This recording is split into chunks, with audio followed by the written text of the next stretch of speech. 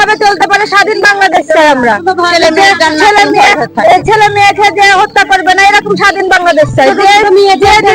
নির্যাতন করবে না এরকম বাংলাদেশ চাই। পুলিশে মেরে হাত ধরে দিচ্ছে, এগুলো যেন না হয়।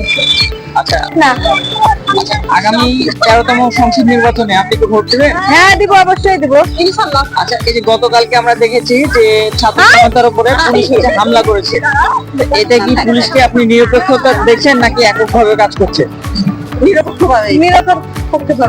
নিরপেক্ষভাবে।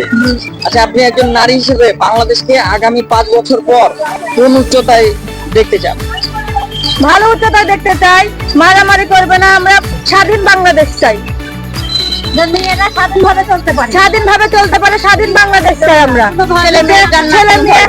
ছেলে মেয়েকে যে হত্যা করবে না এরকম স্বাধীন বাংলাদেশ চাই। নির্যাতন করবে না এরকম বাংলাদেশ চাই। পুলিশে মেরে হাত ধরে দিচ্ছে, এগুলো যেন না হয়।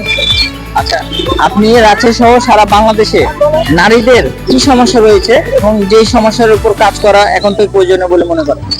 নির্যাতনের সমস্যা বেশি। হ্যাঁ, চলতে পারে না। বলো এরকম কোনো কাজ করবোই না।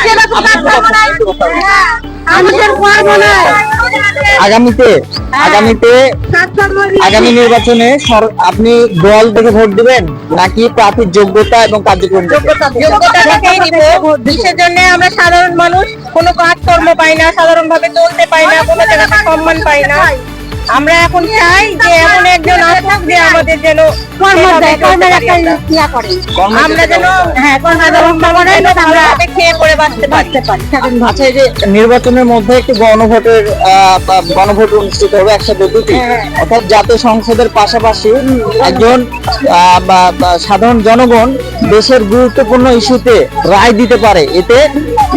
এতে গণতন্ত্রকে শক্তিশালী করার কি একটা উপায় কি বলে মনে করেন? শক্তিশালী করার উপায় তো আমরা চাইছি, এখন দেখা যাক কি হয়। গণভোটে কি আপনারা হ্যাঁ দিবেন নাকি না দিবেন? হ্যাঁ দিব।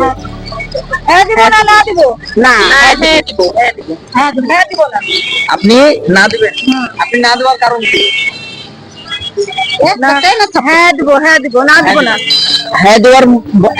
গণভোটে হ্যাঁ দেওয়ার মাধ্যমে আপনি একজন সাধারণ জনগণ হিসেবে দেশের গুরুত্বপূর্ণ সিদ্ধান্তে রায় দেওয়ার একটা সুযোগ থাকছে। সেখানে জুলাইয়ের জন্য আমরা ভোট দিতে চাই। জুলাইয়ের জন্য স্বাধীনতার জন্য আমরা এই উন্নত মানের আবার দেশ আমার ঠিক কথা করে, তাই না? আমরা নতুন বাংলাদেশ পেয়েছি, আশা করছি আমরা সামনে আরো ভালোভাবে এগিয়ে যেতে পারবো। জুলাই দিব না। ধন্যবাদ আপনাকে।